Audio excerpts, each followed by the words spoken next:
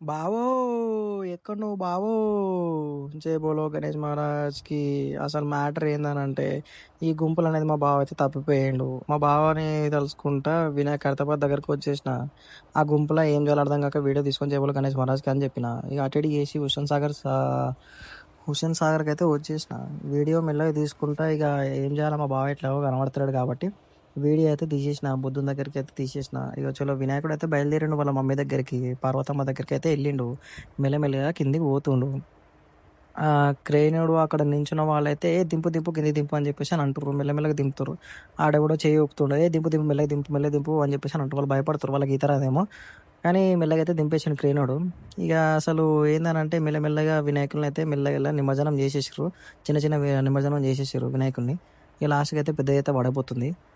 మెల్లగా నిమజ్జనం చేసేటు వినాయకుని అయితే బాగా తలుచుకున్నాం మా బావ ఎక్కడో దొరకాలని చెప్పేసి. ఇక లాస్ట్కి అయితే వినాయకుడు అయితే పోయిండు. వినాయక మా బావ ఎట్లాగో దొరకాలి అని చెప్పేసి అని అన్నా. ఇక లాస్ట్కి మంచిగా దండం పెట్టుకుంటుంటే దొరికిండు అనమాట సెక్రటరీ ఏరియా దగ్గర. ఖైరతాబాద్ వినాయకుని చూసిన అంత ఆనందం కనిపించలేదు కానీ మా బావని చూస్తే అంత ఆనందం కలిగింది నాకు. చలో బాయ్. జై బోలో గణేష్ మహారాజ్కి.